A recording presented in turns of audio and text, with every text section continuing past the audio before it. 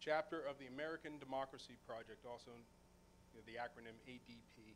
ADP is a network of more than 250 state colleges and universities focused on public higher education's role in preparing the next generation of informed, engaged citizens for our democratic republic.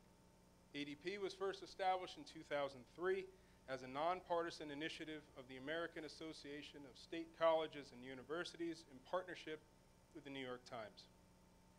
And I'm proud to say I've been involved with this organization now for 11 years. So, question, just to start out, can someone working, studying, living in little old East Stroudsburg cast a vote that matters?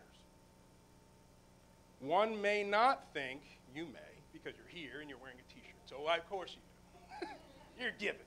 But then there's a lot of people who are sitting on the fence. And a lot of people think their vote does not count. One may think that a sleepy place like East Stroudsburg, Pennsylvania, or the Poconos in general, may not have anything but people, the same old fuddy-duddies in the same office, decade after decade after decade. And your vote doesn't matter.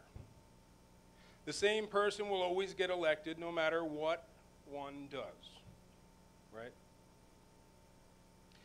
But the short story I'm about to share about the 115th spells a very different story. The statewide redistricting that took place in 2014 moved this part of the state from being part of, the 176 kind of got resolved, and we became part of the 115th district. During the 2014 election, David Parker narrowly defeated Representative Madden by 5.25% of the just over 11,000 votes cast. And if you think that was close, the 2016 elections results, David Parker was defeated by Maureen Madden, Representative Madden, by just 3.8%. This is evidence, this is one of many, many examples, and I could give a very long lecture, which I will spare you of, on how important these elections are and how close they are and how important your vote actually is. Every vote counts. So now for some brief words about each of our guests. Representative Madden, mother of two, adjuncted here at East Stroudsburg University in the communications department and at Northampton Community College prior to her work in Harrisburg. Experience which surely afforded her a deep understanding of many of the students here in this audience. Prior to that, her record demonstrates years of political engagement going back to Geraldine Ferraro's congressional campaign in 1982. Representative Madden earned her master's degree in communication arts from Marywood and earned her bachelor's degree in political science from Marymount Manhattan College. Please give Representative Madden a warm welcome. Thank you.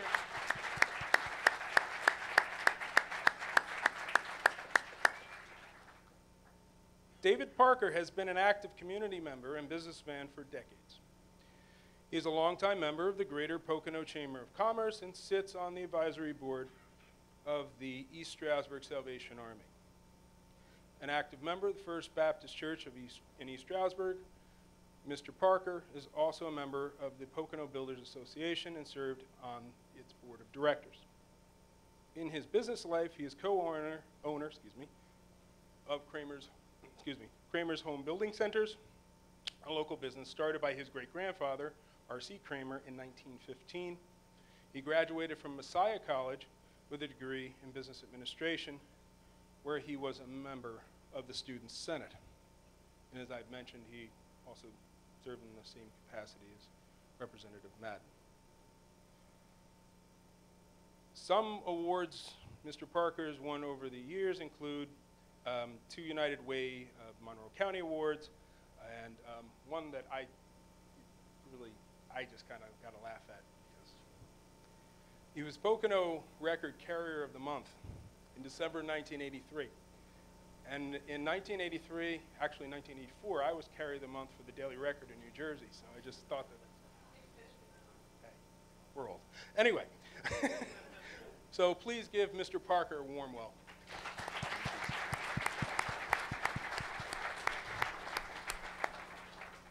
Finally, it is worth noting that both candidates, I just want to put a little teaser out there for those of you who may not be that familiar with these two candidates, well, the incumbent and the challenger.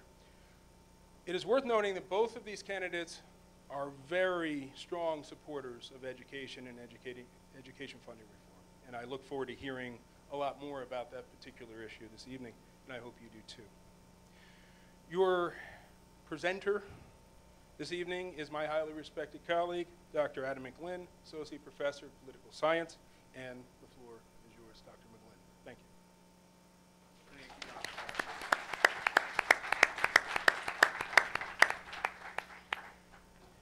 you. Thank you again for coming, everyone, this evening. I would just very briefly like to thank some of the groups that have supported us. That we have many fine student organizations here, the Political Science Club, College Democrats, College Republicans, and I thank them for co-sponsoring this event with the American Democracy Project. I'd also like to thank the ESU administration, the President's office, the Provost's office for their support. They allow faculty to put on these wonderful events for the community, and we really are grateful for all that they do in that regard. Quickly, I just want to go over the debate rules, and then we will get started. Each candidate will get a 4-minute opening statement. There are a total of 8 questions. Each candidate will alternate order who answers first. Each candidate will have 2 minutes to answer a question. Then the other candidate will respond, and each candidate will have a 30-second rebuttal period if they so choose. At the end, there will then be 4-minute closing statements on behalf, each candidate can make on their behalf. A coin toss was decided who stood at which podium, as well a coin toss decided who was going first. And based on the results of that coin toss, to start the opening statements, Representative Madden will begin.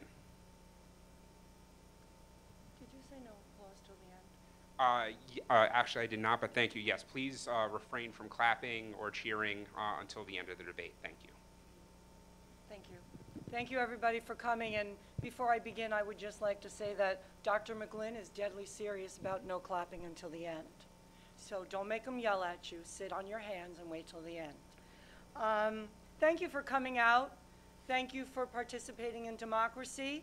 We get mailers to our house. It's the silly season right now. Every day there's another mailer saying I'm doing this, or David's doing that, or we're not doing this, or we're not doing that. But really, this is the place where you come and you listen to one side of the issues and then the other side of the issues, and you get to make a decision. So thank you for coming out.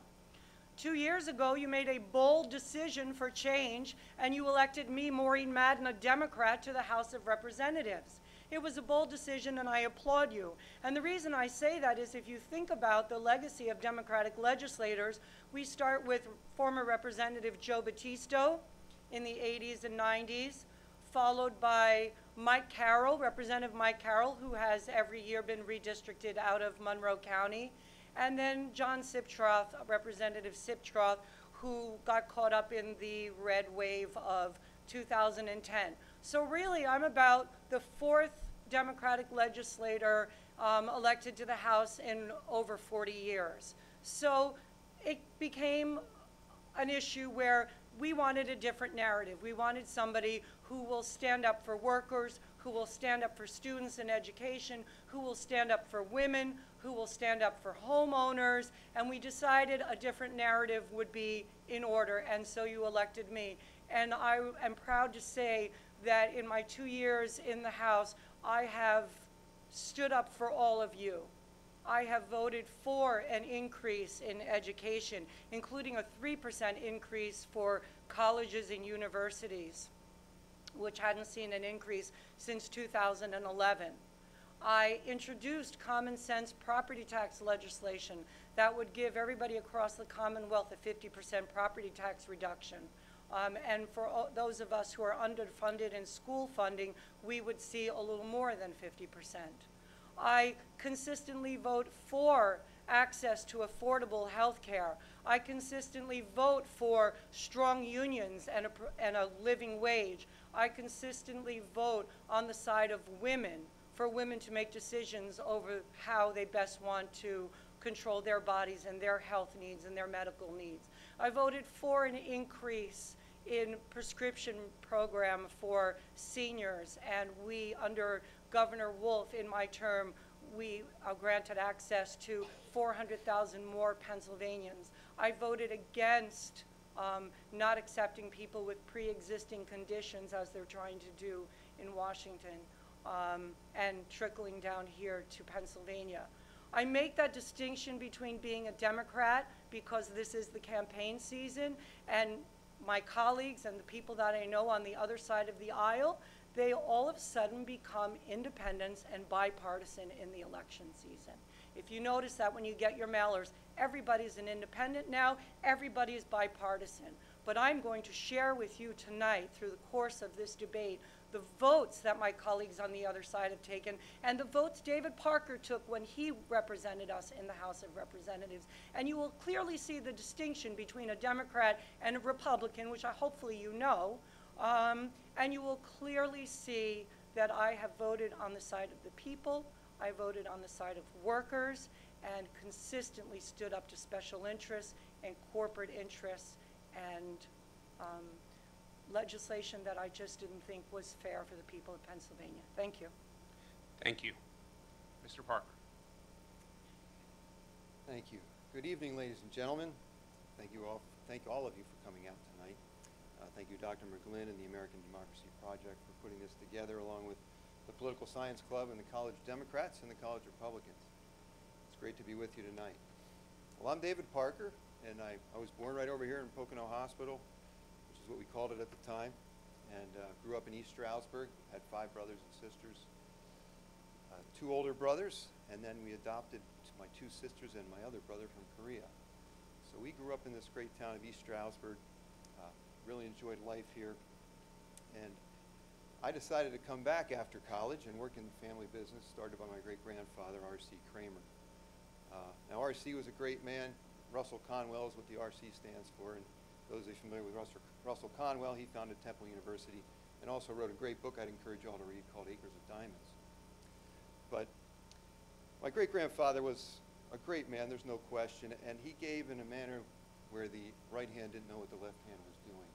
And you didn't find out about all the good things he did until he was gone, and people would tell you, hey, your great-grandfather did this for me, and you find out all these wonderful things. Well, I'm not half the man my great-grandfather was, but I'm cut from the same cloth, where I strive to help people in my daily life. And when we had an opportunity to run for state representative, I decided I wanted to try to help our area in Harrisburg, advocate for us. We've been shortchanged for decades in school funding. We had the highest school property taxes in the state, and so I wanted to go to Harrisburg and make things better. Well, the 115th district is the best district from which to advocate change in Monroe County, because all of our school districts in this district are impacted the same way, and the taxpayers are as well. Again, we've been getting shortchanged for years. We still get shortchanged about $40 million every year in education funding. But we need a representative who's willing to lead on the school funding issue.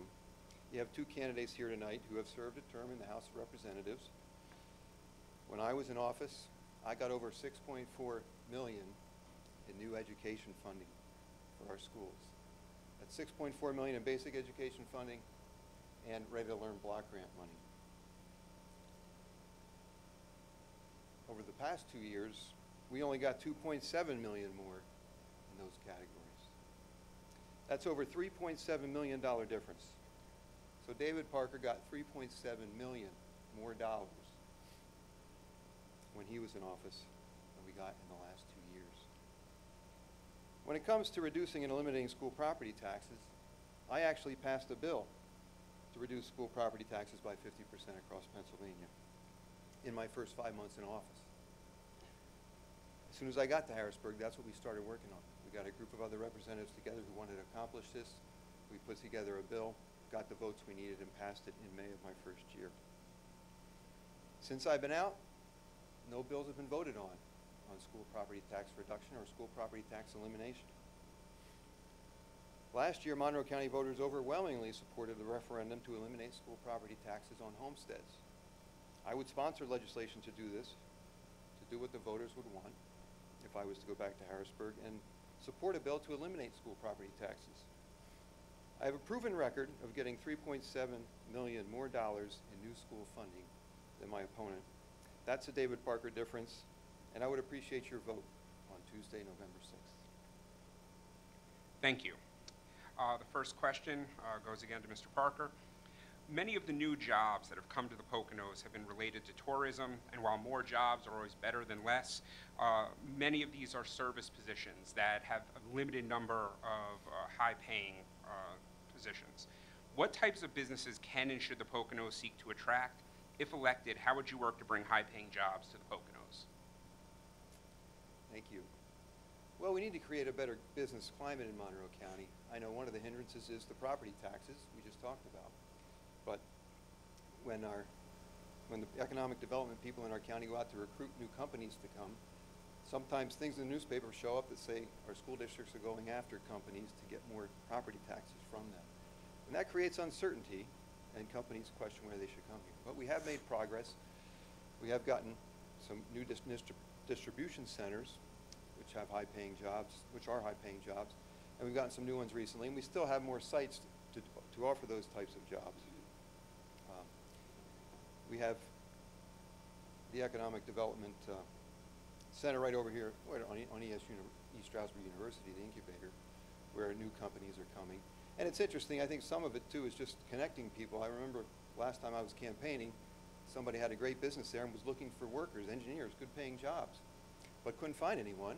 And I'm sure we got a bunch getting on buses every day to go into New Jersey and New York to those jobs. So some of it just getting people together to do that. But we need to create a good business climate. We need to get lower taxes here so more companies will want to move in. And then we can draw in those more better paying jobs. Thank you. Representative Madden. Okay, so we have an abundance of tourism and service jobs.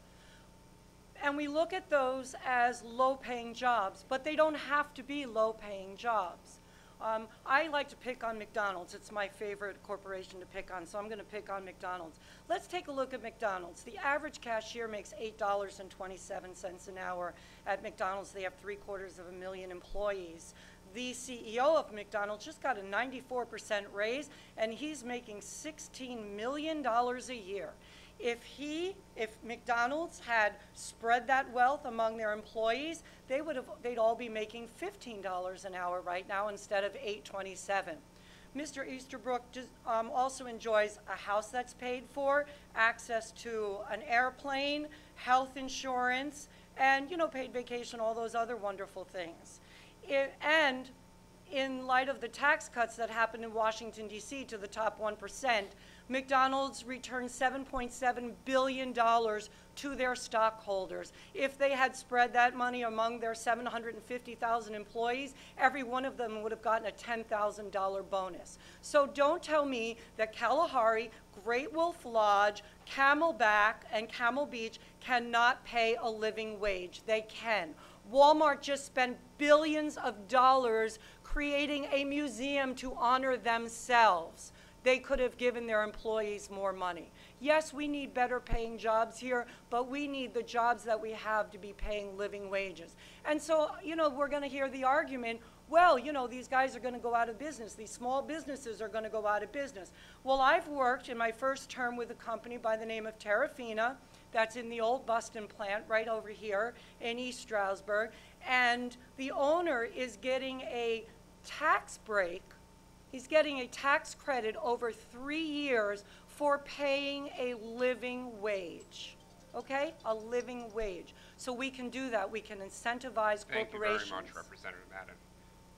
Mr. Parker, would you like to have 30 seconds for a rebuttal? That's not necessary. Okay. All right, thank you. Next question, we start with Representative Madden. With efforts to completely eliminate property taxes having failed to make it out of the General Assembly, multiple subsequent proposals have been made to either reduce residential property taxes or eliminate them while maintaining commercial property taxes. What is the best path forward in reducing the property taxes for the residents of the 115th District? Well, personally, I think my bill is the best path forward for reducing property taxes. It's a three-package bill that raises the PIT, the personal income tax, from 3.7 to 3.77. We have one of the lowest PITs in the country.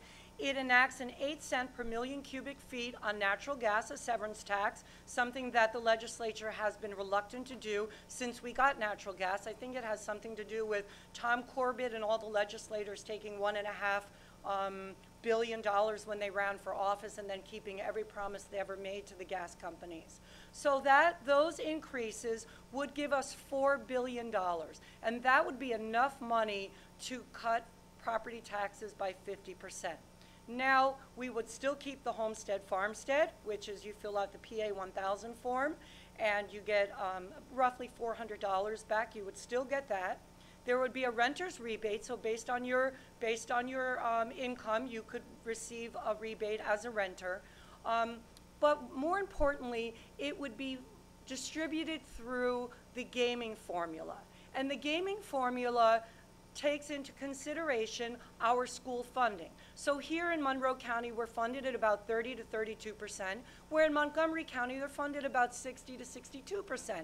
So they would get less of a tax break than we would, and we would come out ahead.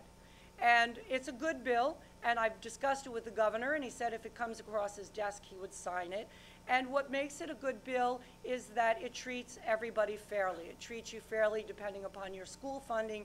It treats you fairly as the principal owner of a home. And just to clarify something that David said about businesses coming here and they look at the taxes, commercial properties would not benefit from the referendum or any of the property tax elimination bills. What they would benefit from is if we lowered the corporate net tax rate from 9.99% to 5%, then everybody could afford to live, Thank you, work Representative Madden. in the 115th. Mr. Parker, same question. Yeah, could you repeat it, please? Efforts to completely eliminate property taxes in the Commonwealth of Pennsylvania have failed, so there are multiple subsequent proposals to either reduce residential property taxes or eliminate residential property taxes while maintaining commercial property taxes. What is the best path forward to reducing the property taxes for residents of the 115th district? Well, the one that passes. That's the biggest challenge we've had, is getting a bill passed. Now, I support elimination. I supported a bill that would have reduced taxes on homesteads and businesses, and that's what we passed out of the House when I was in before. My opponent did introduce some bills. Unfortunately, she introduced them late in September, after 21 months in office, and so there's really no time to act on those bills. They're not complicated bills. They simply raise a tax and put the money into the taxpayer relief fund. So I just don't understand why it took 21 months to get those introduced. So when I go back to Harrisburg, I would go back to work immediately, as I did the first time, and get representatives together to get a bill we can pass. We'd strive for elimination, but we need to get what we can get to get the votes to get it through. And that's what we did when I was first in office. We got it done in 5 months. We passed a bill. We sent it to the Senate. Unfortunately, they chose to vote on elimination. They had a tie vote. Unfortunately, the tie was broken in a negative way. And so that didn't pass either. But again, since I've been out of office, no bills have come up for a vote. There doesn't seem to be progress over the last 2 years. It took 21 months just to get a bill introduced by my opponent. I know we don't have that kind of time to waste. If I'm fortunate enough to have you send me back to Harrisburg, we will work on this immediately, push for it immediately, and also push for more school funding. We need to get our fair share of school funding, and we could lower our taxes. And since I've been out of office, we got $3.7 million less in increases than we got when I was there. So that's what I would push for. Thank you. Representative Madden, would you like 30 seconds rebuttal? Yeah, I'd like to touch upon the comment that my opponent made about it taking 21 months for for me to introduce a bill. I wasn't the first person to introduce a property tax reduction bill, or I signed on to every bill that was currently proposed when I got into the House. But I thought I would take a more thoughtful approach. So we traveled around the state and we talked to voters and we talked to the people about what would be the best way in order to remedy the property tax situation. And the problem is there's only a handful of the counties in the state that have the same property tax issue that we do. So you have to make sure it's fair for everyone. Thank you very much. Representative Parker, another 30 seconds. Okay, sure. like? Yeah, I mean, these bills, I mean, I have them here. It was one page. My opponent talked about the concept early on in her term, and basically just dumps the money into the school property tax relief fund. It's not complicated. Could have been done quickly, and then you could fight for a vote on the bill. And that's what we really need is votes, and we need relief now. Thank you. Thank you. This next question, if either candidate wants to continue that conversation, this ties in directly with that. In 2016, the Commonwealth of Pennsylvania created a new basic education funding formula with bipartisan support. So for the first time, this would have a formula looking at student headcount and various other factors in how money would be allocated to schools. However, that funding under the new formula only applies to new funding going into the system. And has been mentioned by both candidates, we currently, with the old funding formula, or lack thereof, we have some school districts in the Commonwealth that are receiving 2/3 or more of their funding from the Commonwealth, other school districts like here in the Poconos who are receiving approximately a quarter of their funding. The question is, and we'll start with Mr. Parker, should further revisions be made to how basic education funds are distributed in the Commonwealth? And if so, what should those changes be? Thank you, Dr. McGlynn. Yeah, this is what I was working on when I was in the House before. We have the formula. We need to use the formula and apply it to all money. And then it's a matter of driving the money that should be going to the schools that are underfunded. Now, my initial proposal, I said, I thought it was a compromise. I said, look, let's apply the formula. All those schools that are showing they're getting more than they should, just don't give them any more. Drive all the money to the schools that are underfunded until they get caught up. It seemed fair to me, and that would be a way to do it. But some people felt everybody needs a little more money, so we adjusted it and fought really hard to get a hearing, and I did get a hearing on my bill to fix school funding. Unfortunately, I didn't get back in office so I could push for a vote on that, but that's what we need. And I was relentless. I was always talking about school funding. Even, Governor Wolf sent people that came to him about school funding to me to meet with because he knew that that was my issue. So it was clearly known when I was in office, that's what we do, that's what we needed to do. And that's why I got $3.7 million more than my opponent in new basic education funding. I mean, she didn't do anything.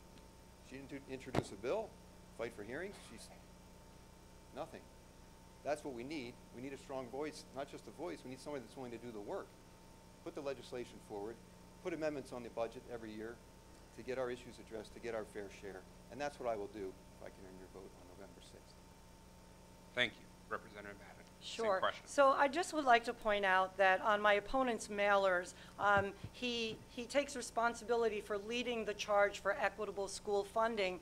And the equitable funding formula that was passed, he did not vote for. He was one of 3 no votes for that equitable school funding, so I'm not really sure where the leadership is. He did introduce a bill that would apply all the money through the new formula, but it did not make it out of committee or come to the floor for a vote. So his colleagues on the left and the right did not support that bill. I signed early on to Representative Chris Rabb's bill, which would change the funding formula and apply all of the money through the new formula. I don't think it's going to happen, to be quite honest with you. There seems to be the problem is that every school doesn't have, there are 67 counties in Pennsylvania, and a handful of them have the problem that we have with school funding. So who is going to raise their hand and say, yeah, I'm going to take a 20% cut from Monroe County? No one is going to do that. It's not going to happen. It's a fairy tale. What has to happen is we have to put our priorities where our mouth is. And funding education has to be our top priority. And so when the governor asks for $200,000 in basic education funding consistently in every budget and only gets $100,000, well, it's going to take that much more time to achieve adequacy. So I will continue to support more equitable funding.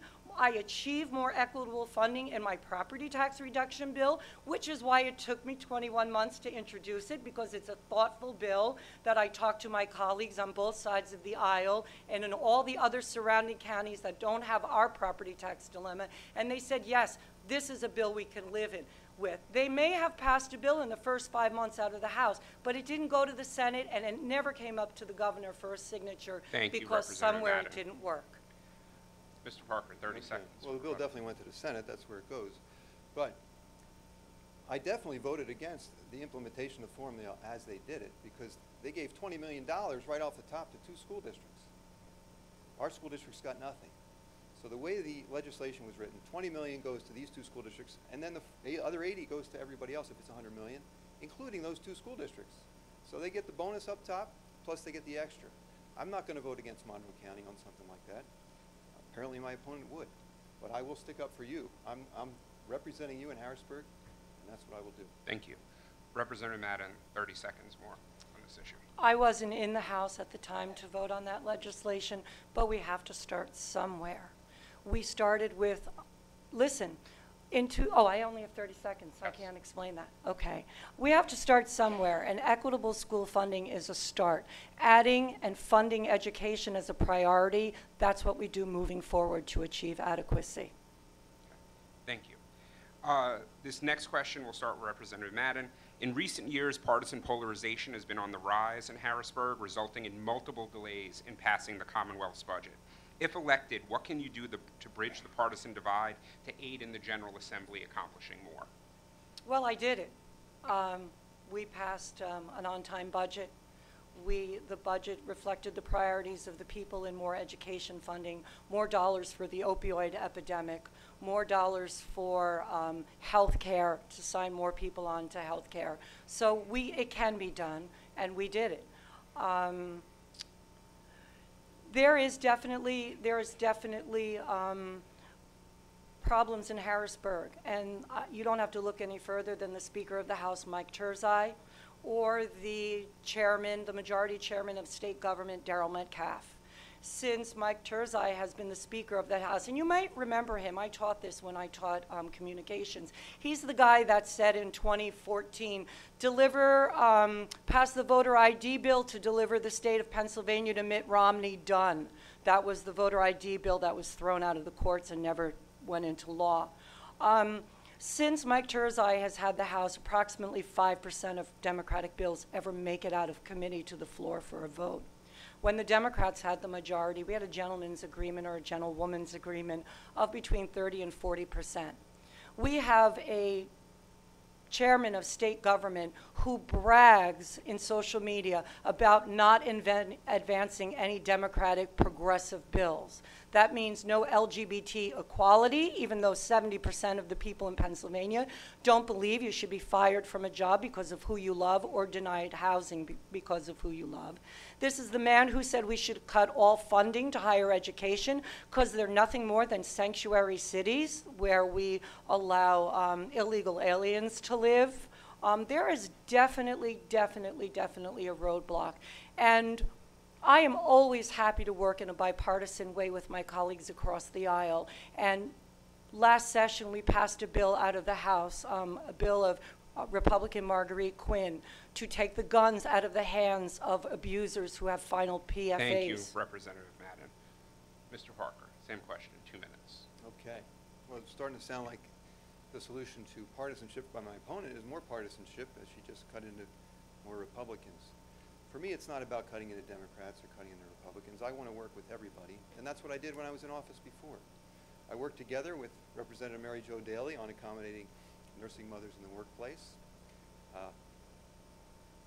Just about every bill that I had, my school property tax reform bill, my school funding bills, I would get other Democrats to co-sponsor them with me, and we would work on it together.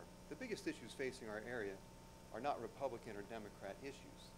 They're more geographic in nature, and the school funding issue affects Democrats and Republicans all across the state.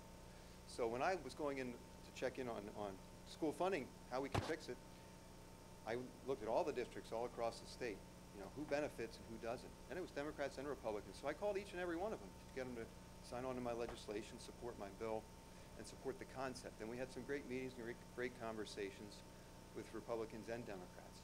In fact, I was on the Government Reform Caucus, and two of my Democratic colleagues suggested that I apply for the co-chairmanship when the other chairman was resigning, because they felt that I worked in a bipartisan manner. And one of them was Mary Jo Daley, and she's considered one of the more liberal members of the House, but she thought I would be a better leader for that committee. So I have a track record of working together with Democrats and Republicans. That's what it's going to take to get the issues that we have resolved. And so I appreciate your vote on November 6th so I can go back and work in a bipartisan manner. I don't just do it in mailers, I do it all year long. Thank you. Representative Madden, 30 seconds. Yeah, I'd like to make a comment about the whole kumbaya bipartisan statement.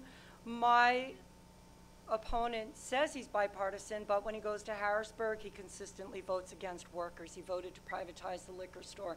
Now, I know we have some UFCW people in the audience, and even when Corbett was governor, he commissioned an independent study, and they said not to do that. It would put thousands and thousands of people out of work that have good jobs.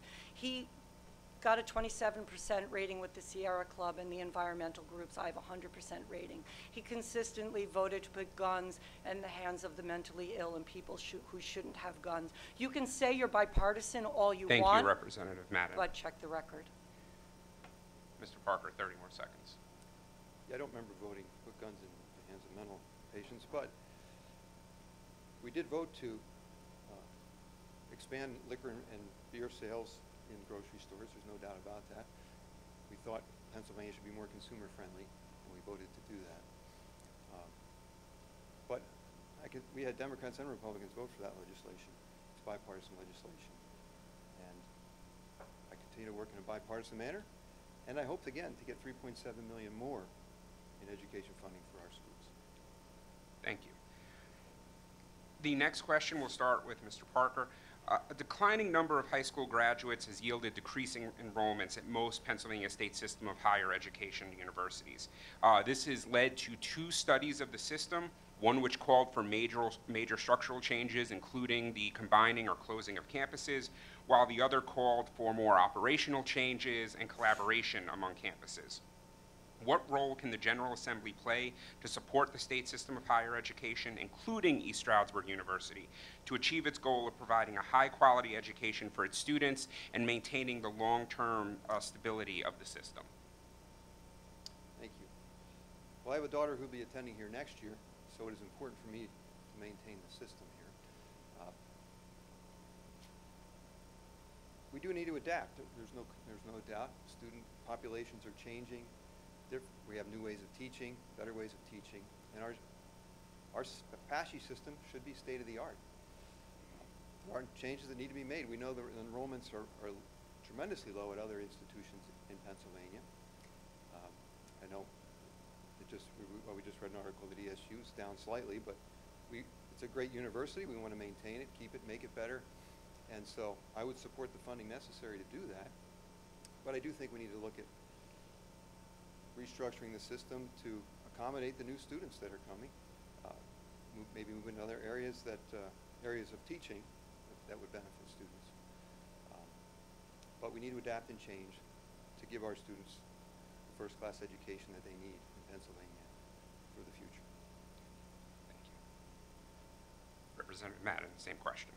Yeah, we don't need to consolidate schools. We don't need to close any PASHE schools. We need to fund the PASHE schools back to the 2011 levels. We have year after year decreased the amount of funding, and East Stroudsburg University has taken a very bold step, and they've started a plan where when you enter as a freshman, for your 4 years of college, your tuition will never go up. And we need in the legislature to support that measure by funding these schools. And I'd like to mention that, I think I did mention that there was a 3% increase to the PASHE schools in this budget. And we got a call from President Welch saying that that 3% increase we're not seeing very much of it all. We're really being shortchanged. So I worked in a bipartisan manner with Reps Rosemary Brown and Rep Jack Rader and Senator Scavello, and we wrote a letter to the Chancellor suggesting maybe that East Stroudsburg University should get a larger allocation of that 3% increase, and we were successful and we did it. We have to fund the PASHI schools so that students who leave with a four-year degree do not end up with crippling debt. Kids are going to school, and by the time they get out, they have debt as big as a mortgage. And so how do you buy a house and afford a mortgage on that? The answer is, yeah, let's streamline where we can. Let's look and see where there is any waste. But I would prefer to fund rather than to cut, because schools are too important to our future. You guys who are here getting extra credit for being here are our future, and we are well served by you having a good education, and we should continue to fund that. But we should also look at vocational school, because not everybody is going to college. That's why I was so proud when Governor Wolf came and we delivered $500,000 to the Monroe Career and Technical School. Thank you. Mr. Parker, 30 seconds rebuttal.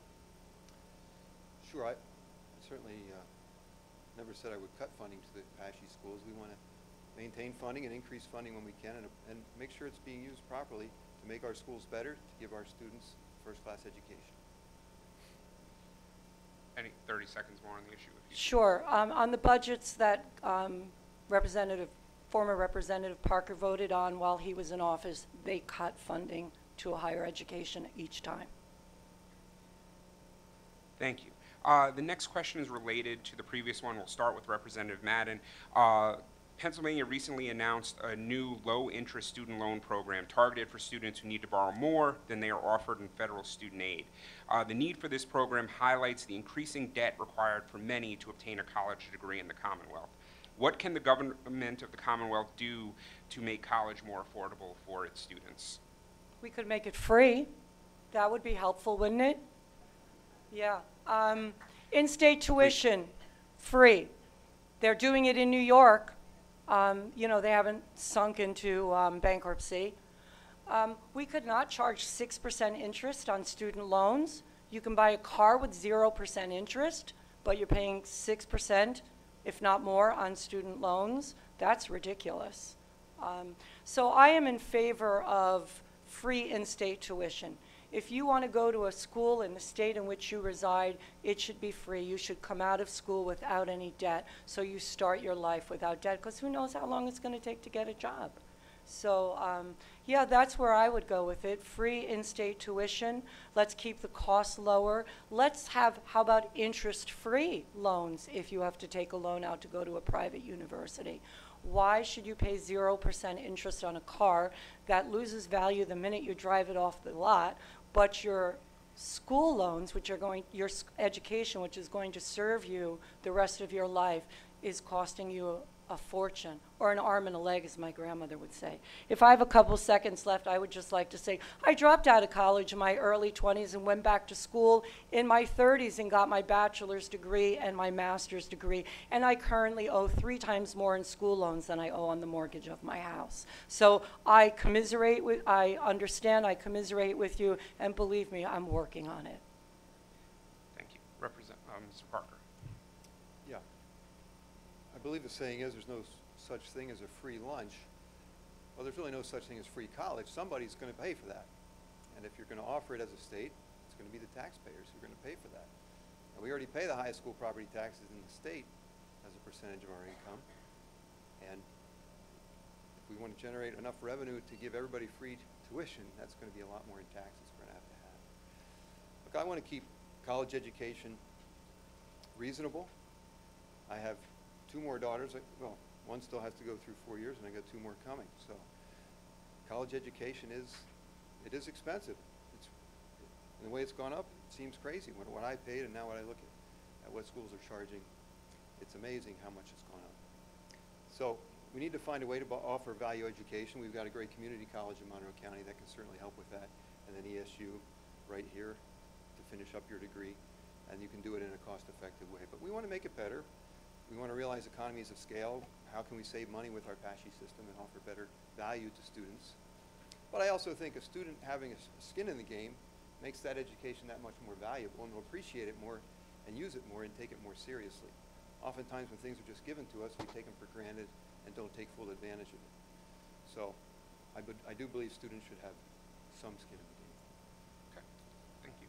Representative Madden, 30 seconds to respond. We could make college free. We could make college free by closing the Delaware tax loophole that allows corporations to come to Pennsylvania, do business, rent these little closets in Delaware, call it their corporate headquarters, and get out of paying billions and billions of dollars. We have a 14% poverty rate, so there are a lot of kids on free lunch. Let's make their lives better by giving them a free education. Mr. Parker, 30 more seconds on the issue. You choose.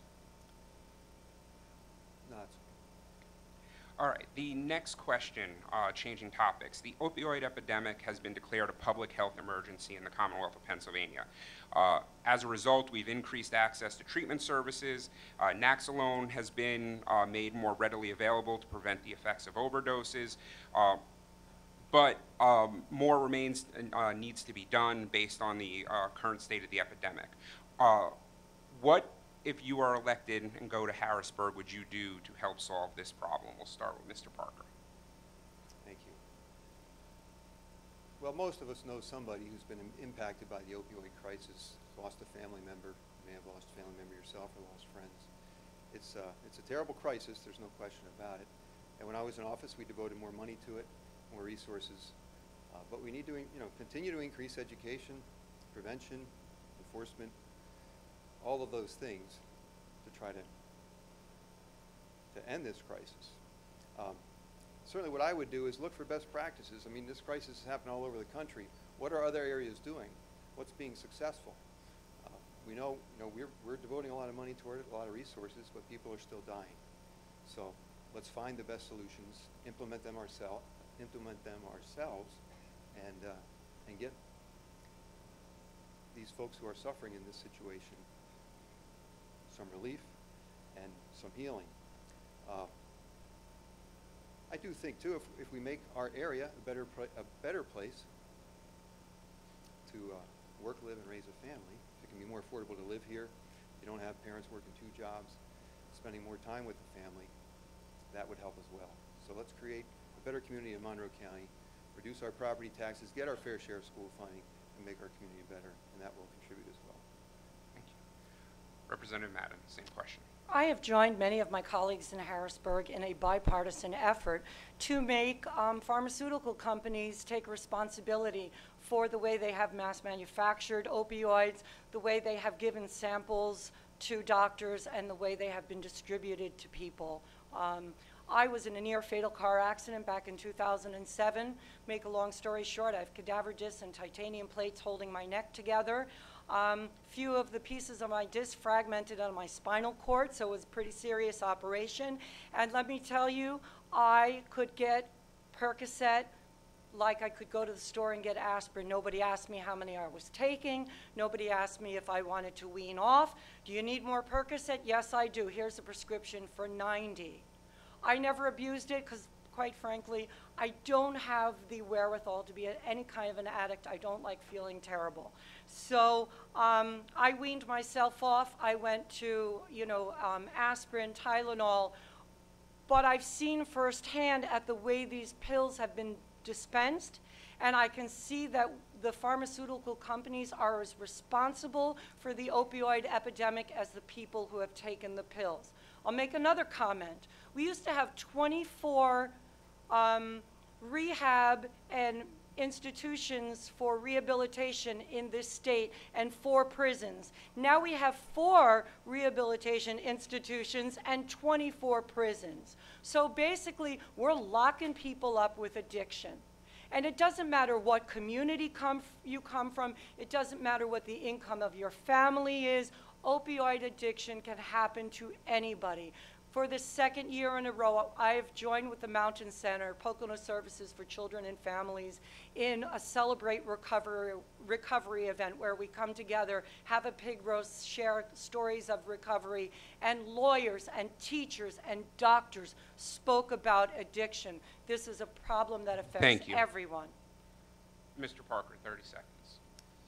My dad used to tell the story, well, he still does.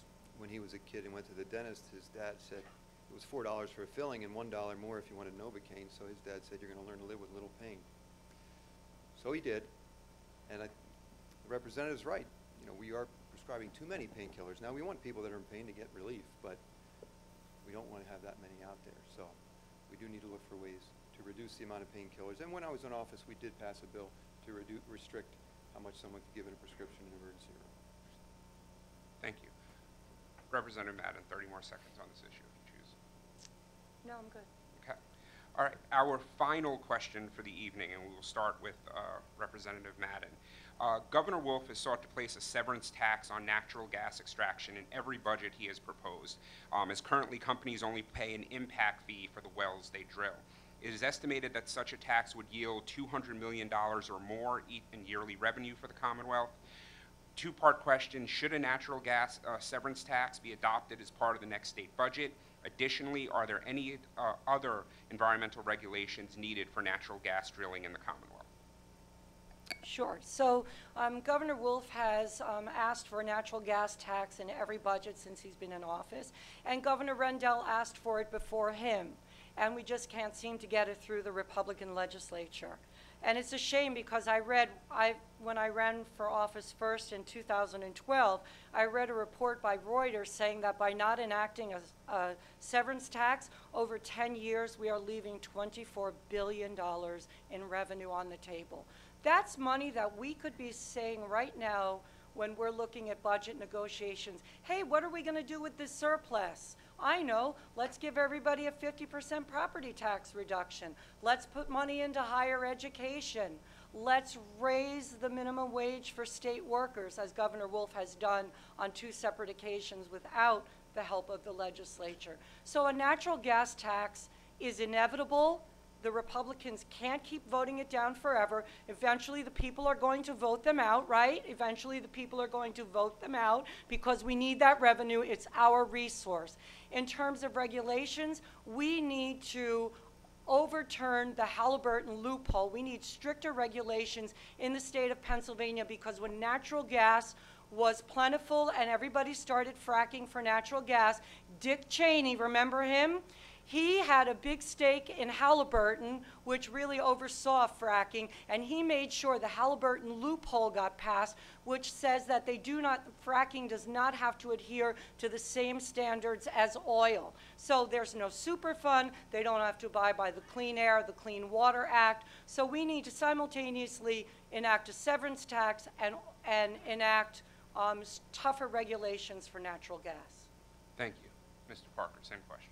Okay, thank you. It's interesting that my opponent mentioned Governor Rendell, because many of you remember when they were pushing casino gambling in Pennsylvania, it was going to eliminate our school property taxes or lower them significantly. Now we get about $400 off our school property taxes from casino gambling. And now we're talking about an extraction tax. And based on what Dr. McGlynn just said, with that $200 million, if we used it all for school property tax relief, we might get $100 to $200 off our property tax bill. So we're talking about this tax as if it's going to provide all this money. It's just not there. And we're saying we're going to reduce taxes, we're going to give money to schools, we're going to do all these things. There's not enough money there in that tax. 200 million is not going to do all that, even $1 billion. If we got $1 billion and put it towards school property tax reduction, we get about $600 in Monroe County off our school tax bill. So don't think about this tax doing all the different things that there's just not enough money there. Now I'm in favor of looking at it. Now with our impact tax does bring in over $200 million a year most years, and that money gets used throughout the state in the areas where the impacts occur. So if we can get more from that industry, I'd love to do it, but I'm not so sure. We're already taxing them, which is equivalent to about a 5 to 7% rate. And So there definitely is a tax at this point, and adding another one on, I don't think you're going to get the revenue. I think you're going to see industries start to leave, drillers start to leave the state, which some people might feel is a good outcome. But if you truly are saying you want it for revenue, you're not going to see as much revenue and the revenue is not going to be enough to do all the things we're talking about doing with it. Thank you. 30 seconds on the issue if you choose. So if we had enacted a natural gas tax when we first started drilling for natural gas, we would have quite a little fund. It's not enough to say it's not enough, let's do it. There are multiple ways that we can generate revenue. We can start by making the natural gas drillers pay their fair share, close the Delaware tax loophole, look at other revenue streams. It's not enough to say it's not enough. And my opponent didn't answer the environmental question, probably because he voted for HB 1327, which would have created a back door and made it easier for natural gas companies to drill without environmental regulations. Mr. Parker, 30 seconds on the issue. Sure. No, we do want to enforce the regulations we have in Pennsylvania. There's no question about it. We want to keep our streams, our wells clean. So we want to make sure these drillers are abiding by the regulations that we have and following the rules.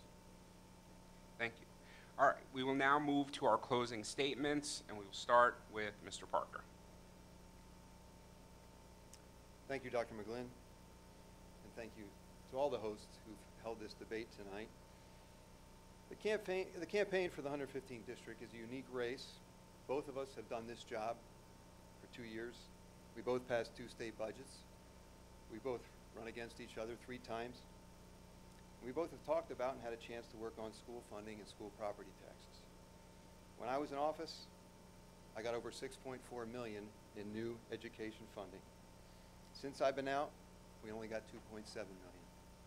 That's a $3.7 million difference. The opposition is running one of the most negative campaigns in county history because my opponent doesn't want to talk about the truth. Why? Because the truth is, I got $3.7 million more in new education funding for our schools. My opponent doesn't want to talk about the truth because I actually passed a bill to reduce school property taxes by 50%. And since I've been out the last 2 years, no bill has even come up for a vote.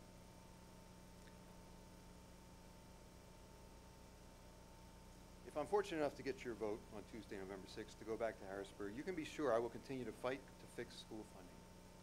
Push for more school property tax elimination, work for transportation funding to fix and maintain our roads and bridges, and expand broadband and cable and cell service. This community is very important to me. I'm raising my family here. I want great schools, good jobs, and expanded opportunities for everyone that lives here. I'm asking for your vote so I can go back to Harrisburg to work for you. Now, there's going to be tens of thousands of dollars, and that's already been spent by special interest groups to keep me out of Harrisburg. They want to keep someone in the seat who votes the way they want the person to vote. They don't want somebody there to shake up the system to say, look, we need to fix school funding. When I was in Harrisburg, we did some great things. We got the new formula. It gave us great evidence to use to continue to push for more funding for our schools. And I introduced legislation to do that.